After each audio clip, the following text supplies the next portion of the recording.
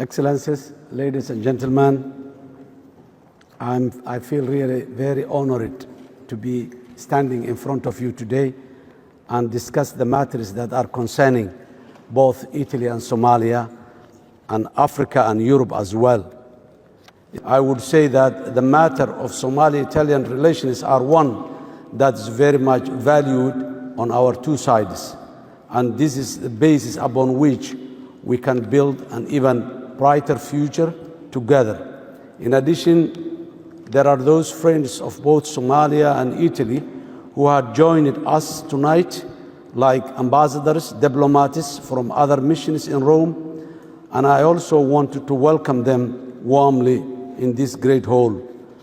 As I always say, there is always a room for more friends to join us in our journey of hope, progress, and prosperity in Somalia. Somalia and Italy have strong historical ties and strong people-to-people relations anchored on a deep bond of trust, friendship, and interdependency in this rapidly changing world. Italy is indeed a broad, progressive, and prosperous nation playing a key role in the world, and we are very much glad that it is also one of Somalia's most important developmental, bilateral, and multilateral partners at this critical time of a positive change and reform taking place in Somalia. During my visit here in Italy this week, I had enormous pleasure of holding bilateral discussions with the leadership of this great nation, including Their Excellencies President Sergio Mattarella and Prime Minister Giorgia Meloni. Both were wonderful and truly valued the historic relationship between Somalia and Italy. And most important, the outcome of our discussions was that we agreed on creating joint opportunities and overcome global challenges together, including tackling international terrorism. This is both reassuring and exciting for us all. Italy remains a real champion for Somalia, bilaterally and multilaterally within the European Union and the United Nations. Italy, like so many other key global friends, has welcomed our people before and after the difficult period of our recent history. I met many successful and productive Somali-Italian citizens that are doing amazing work both in Italy and in Somalia. I'm also confident at least some of you in this meeting room today recall the great memories of Somalia, its beauty, generous, courageous people, as well as living and doing business, not only in our country, but with our region and our continent in Africa. It's with my government plans to build the country through making it secure from international terrorism, stable with political inclusivity, and prosperous with economic reforms and development. These will not be just memories of long, but a reality that will all benefit from on the ground. Excellencies, ladies and gentlemen, we have embarked on a hopeful and exciting journey of transforming Somalia by prioritizing security, economic development, good governance, and delivering basic public services to our people. As a path to success, we all know that Rome was not built a day, but it was built nevertheless and stands steady and strong today like the rest of the world. One of our key security goals that will determine the future of Somalia is to defeat the international terrorist group Al-Shabaab, one of Al-Qaeda's most violent and morally bankrupt affiliates in the world. This group has killed, maimed, and subjugated the Somali people since their evil inception, and we are now responding bravely as a government and people by saying no more terror and destruction. Our people are answering our government's call to revolt against Al-Shabaab terrorism. And since these local uprisings began, the Somali armed forces have been able to liberate a historical amount of territory from the grip of terror. Here, I would like to recall our partners in the war against terrorism, among which the United States, for the first time in the history of Somalia and in the history of the partnership, we are jointly operating. The Americans and the Somalis are jointly in the field fighting against the terror in the daytime. In the daytime and in the nighttime. So the terrorists remain on their heels to run. This is a great pleasure. Also, similarly, our other partners like Turkey and the European Union as a whole, which the Italians are major part of that war in Somalia. Other countries, mainly our African Union mission in Somalia, our neighboring countries, which I recently has invited the heads of states summit in Mogadishu. The all three frontline states has joined hands with Somalia to defeat Al-Shabaab once for all inside Somalia, so that our region becomes very stable and prosperous, his region in the global world of today.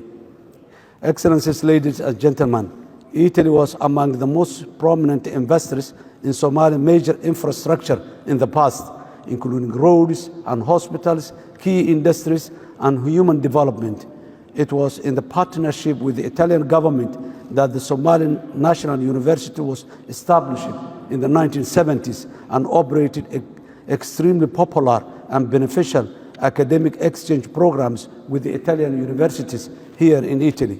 Arguably, this strong constructive partnership contributed enormously to the creation of the Somali professional class that is still serving Somalia today after a long period of elapse. The Italian language was popular and widely spoken, easily to learn as our two people live with and among each other, while Somali Airlines flew from Mogadishu to Rome as its premier route in Europe. Most of the Somali population support the Italian football teams, the Azzurri in particular, the Italian national team. In the international meetings, many people still do, and this is a special people-to-people bond that we must re-energize once again. These are not nostalgic memories of the past, but opportunities that I feel can be regained with a purposeful refocus on a further strengthening Somali-Italian cultural, educational, trade, and economic ties alongside security cooperation. Italy has a broad record of innovation-led economic growth and makes it one of the top economies in the world today.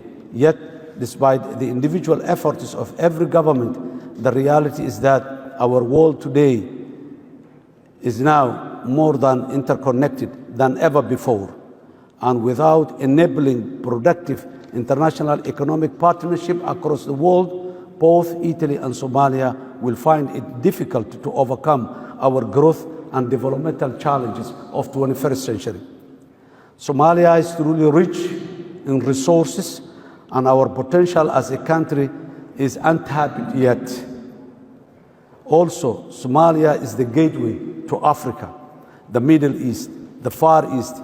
It is a connecting point where economic dreams converge with real global opportunities. It's a meeting point of diverse peoples and cultures. Accordingly, post-Al-Shabaab Somalia has the potential to be among world leaders in the global economic architecture, with competitive opportunities in logistics, agriculture, livestock, fisheries, energy, and the wider emerging blue economy. This provides the best opportunities for Italy's innovative private sector and their vast global network to explore invest, support our industries and people while making strong financial returns. Italian companies need to expand and gain greater global scale like all international businesses in Somalia. And Somalia is a natural home for them, especially as we are so strategically located in the Horn of Africa and are now actively participating in the efforts of economically integrated Horn of Africa as well as the East African community. The message to all Italian investors here in Italy is this: come to invest your second home.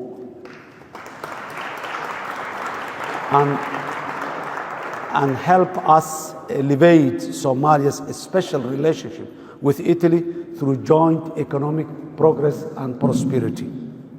The Somali federal government is working tirelessly to create a conducive investment environment to allow all investors, including Italians, to thrive through legislations in all key sectors, good governance, and investment in our human capital. Our commitment to investors is clear from our successful reform under the rigorous International Monetary Fund Economic Reform Program, which we are on track in completing a timely manner to achieve debt relief at the end of this year.